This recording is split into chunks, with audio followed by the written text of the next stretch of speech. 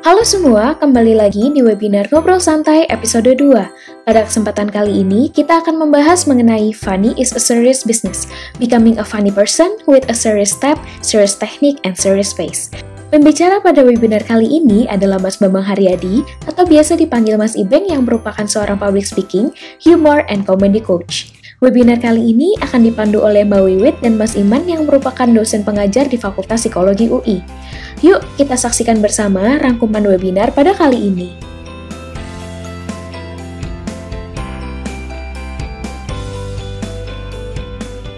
Menarik, Lawrence Peter bilang, educate, reduce prejudice atau prasangka adalah pendidikan nomor satu. Kedua, tertawa membuat batas.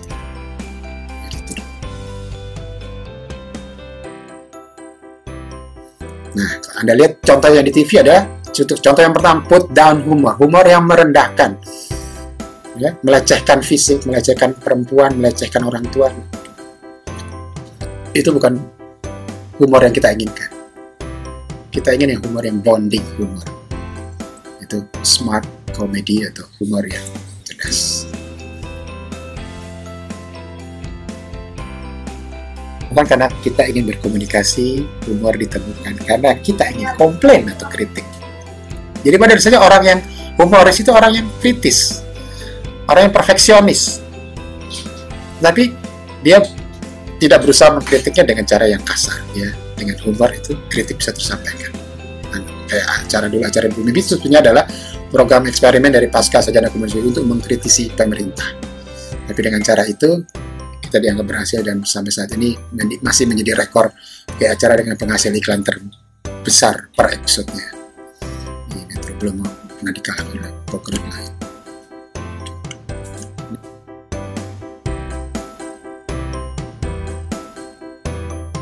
Kenapa sih perlu? Ini juga mentor saya namanya Pak Priges Budayawan dari Semarang.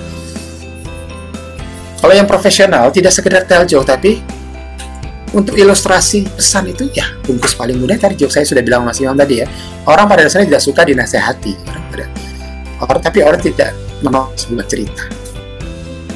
Bahkan di Australia ada kursus, bahkan sudah jurusan, kalau saya lupa ya, pokoknya ilmunya stand up comedy, tapi judulnya adalah stories healer. Profesinya stories healer. Jadi penyembuh lewat story. Ini kalau yang Kang Asep Hairul Ghani ajarkan itu Ericksonian hypnosis. Hipnoterapi. Ya, Hipnosis. Nah, itu ya sarankan teman-teman mempelajari Ericksonian hypnotherapy, juga khusus dan sebagainya untuk memperkaya. Nah, selain sebagai ilustrasi pesan, humor dalam public speaking juga dapat digunakan untuk membangunkan audiens yang lelah, bosan, ataupun tidak aktif. Lalu, apa saja sih yang harus diperhatikan dalam berhumor? Humor itu bisa direncanakan ya, bisa di planning, tetapi hati-hati, jangan dipaksakan. Banyak kan orang yang gagal itu karena memaksakan, atau ada istilah try to be funny, tidak lihat situasi, tidak lihat audiensnya, tidak proporsional, ya, itu hati-hati. Dan itu semuanya jam terbang yang menentukan. Sense kita terasah oleh itu. Ya, kapan berhumor, kapan bolehkah di awal, boleh atau harus setelah nyaman, di tengah atau penutup saja, atau awal penutup. Nah itu soal teknis, itu jam terbang kan, ya, atau jam bacot, kan jam terbang ya. Oke, next.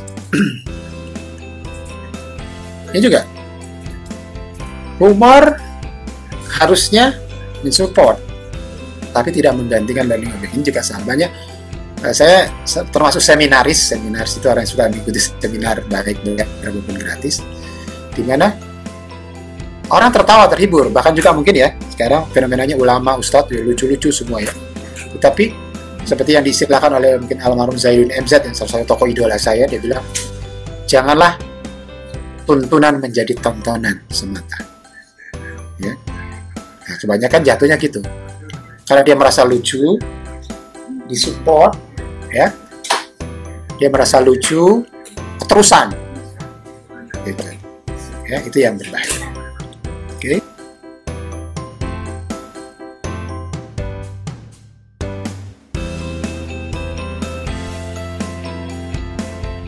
ada perbedaan. Pertama adalah soal niatnya. Ya, niatnya tadi supaya message kita diterima dengan lebih santai, lebih relax segala macam, sehingga sesuatu yang berat bisa diringankan, disederhanakan, disimplifikasi, dan lebih memorable gitu, lebih ingat gitu. Kita akan ingat cerita atau apalagi yang lucu. Ini cerita dua ya, cerita drama ataupun atau yang komedi akan remember karena ada emosi di situ. Dibanding kita hanya menyodorkan konsep-konsep dan teoritis atau konstruk. Ya, intentionnya.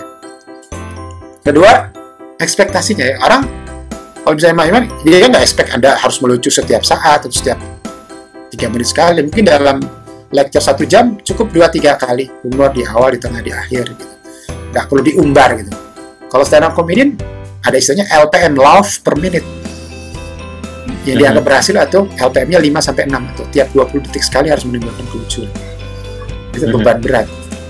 Nah, karena di script. Kalau ini enggak, seakan-akan insidental kalau seorang lecture, public speaker begitu. Seakan-akan insidental tapi sudah dirancang, sudah di-plan tadi ya, di awal, di tengah, di akhir. Maka kata John Medina, sebetulnya untuk ukuran sekarang nih, kapan orang mulai merasa jenuh? Ketika Anda mendapat ikut dalam sebuah seminar, ceramah, kursus ataupun, rata-rata orang mengatakan ketika pembicaraan tidak menarik, 10 menit orang sudah gelisah. Kapan berakhir? Jadi, itu ukurannya, 10 menit atau 15 menit sekali, sebaiknya disisipkan. Kira-kira seperti itu. Ketiga, ritmenya ya. Ritm itu, ya tadi sama dengan LPM tadi. Kalau kita nggak perlu terlalu padat, karena kan nanti justru lesson learn-nya ya tidak tersampaikan. Jadi ini adalah membantu. Kalau membantu ya kalau dipakai bagus, kalau sudah cukup ya nggak perlu, nggak usah memaksakan tadi kan, cannot be forced gitu. Yang terakhir appropriateness, jadi kepantasan ya, pantas nggak untuk audiens seperti ini ya. Kita kok bicara materi kuliah ya ini cocok dengan kedewasaannya. Kalau kita nanti diundang acara yang audiensnya anak-anak atau keluarga, family, ya harus beda. Hindari jokes yang sarap, parah saja ya, sarap. Suku, agama, rahasia, atau golongan, P-nya pornografi. Ya. Atau apalagi istilahnya kalau di stand up black comedy itu ya Mas ya? Blue comedy. Ada lagi dark comedy. Absurd ya. Blue comedy itu. Ada komunitasnya itu, mereka bebas ya. Jadi appropriateness, kepantasan.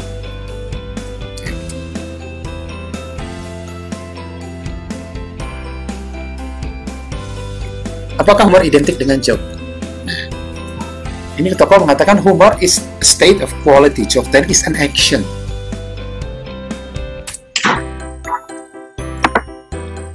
Hanya satu dari beberapa aksi untuk express your humor.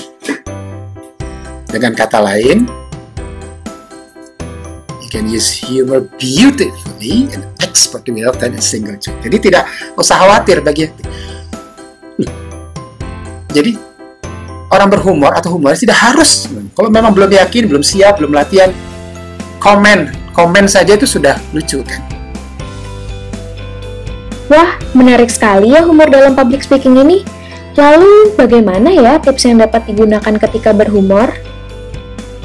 Ketika kita mau membicarakan sebuah jokes atau humor di depan orang gitu, pertama yang harus kita miliki adalah kejujuran pada apa yang memang kita pikirkan. Mungkin itu juga yang akan tercermin dengan kejujuran kita untuk menertawai diri kita sendiri, karena kita jujur gitu ya. Plus berani, jujur ya. Kalau misalnya cuma jujur tapi nggak berani nampilin ya sama aja gitu. Terus yang berikutnya, dalam tanda kutip agak cerdas, karena kita ngomonginnya lurus-lurus belok, karena prinsipnya gitu ya, lurus-lurus terus agak belok dikit.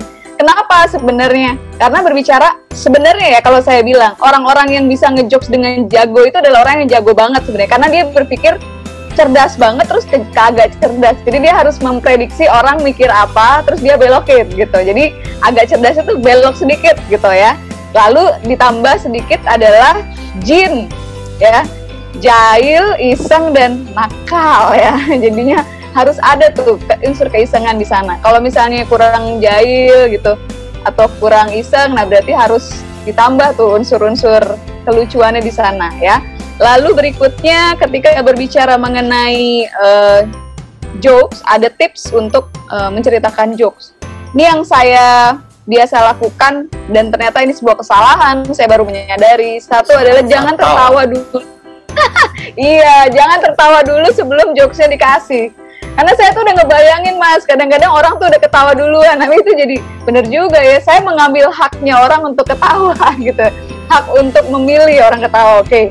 Lalu 2, jangan mencoba cerita jokes yang kita nggak ngerti. Ntar tiba-tiba kita zonk sendiri di depan. Maksudnya apa ya? Saya juga nggak ngerti. Ya gimana, ngapain ngasih tahu jokes di depan orang lain kan gitu. Lalu pastikan bahwa jokes yang lucunya ada di belakang. Jangan di depan terus berikutnya kita ke belakang. Ini apaan sih gitu, nggak jelas gitu ya. Jadi pastiin bahwa si punchline ini benar-benar nge-punch. Namanya juga punchline ya. Nge-punch. Jadi benar-benar hitungannya tuh apa ya bahasanya, mukul ya, nabok kan ya gitu ya.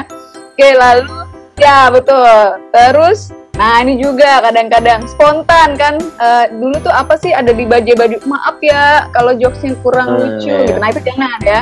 Siapa sih namanya di bajai bajuri itu, maaf ya, maaf terus ya. Jadi nggak boleh ya kalau misalnya ternyata nggak lucu, pakailah tips-tips yang tadi ya, yang bawa ini kayaknya kalian harus mengolahnya 1 jam lagi baru ketawa, misalnya kayak gitu, atau yang lain sebagainya tadi Mas Ibang sudah sebutkan. Lalu jangan nyoba untuk ngejelasin, karena ini bukan sesi 1 SKS sendiri ngejelasin jokes ya. Ini bukan materi kuliah 1 SKS ya. Jadi udah biarin aja, kalau nggak lucu biarin aja udah. Intinya kita tahu bahwa yang kita sampaikan jangan-jangan ada yang kurang. Jadi dalam arti ini buat evaluasi kita ke belakangnya aja ya. Lalu ini juga penting, hindari jokes yang merendahkan ya, yang tadi saraf ya, suku, agama, ras. Jangan lupa ada pornografi di sana. Karena kalau misalnya kita pakai yang seperti itu, kita bisa tahu kualitas diri kita sendiri seperti apa. Kita membuat diri kita sendiri sebenarnya pada lower rating sebenarnya. Jadi jangan menggunakan yang seperti itu. Dan yang terakhir adalah peka terhadap situasi tertentu. Jangan mengeluarkan jokes pada situasi-situasi yang tidak tepat gitu ya. Kira-kira seperti itu. Lalu kalau misalnya orang nggak tertawa, ada 3 yang mesti dipastikan. 1, jokesnya lucu atau enggak ya. Lalu yang kedua, audiensnya pas atau enggak. Dan yang ketiga, bagaimana deliverynya. Ini yang penting. Bagaimana deliverynya menjadi penting karena kita harus nyiapin. Nggak semuanya yang spontan itu bisa langsung. Ingat intervensi kelompok. Nah, semuanya sudah dipersiapkan dengan matang, sama juga dengan ini. Kita harus mempersiapkan dari awal sampai akhir. Kita harus bikin setup line, punchline, sampai punchline-nya, supaya kita bisa tahu bahwa ini adalah jokes yang memang berkualitas. Gitu. Dari penjelasan-penjelasan sebelumnya, ada beberapa poin penting nih yang harus diingat. Pertama, humor dapat digunakan khususnya dalam public speaking untuk mengurangi prasangka. Kedua, jenis humor yang paling baik digunakan adalah bonding humor, yaitu humor yang cerdas dan tidak merendahkan orang lain. Selanjutnya, humor dapat berfungsi sebagai sarana kritik, ilustrasi pesan, dan menarik perhatian audiens. Lalu, ketika berhumor, jangan lupa untuk menyiapkan humor yang akan disampaikan, sehingga dapat mendukung materi yang akan kita sampaikan. Sekian video ringkasan webinar kita pada kali ini. Terima kasih dan sampai jumpa pada episode Ngobrol Santai berikutnya.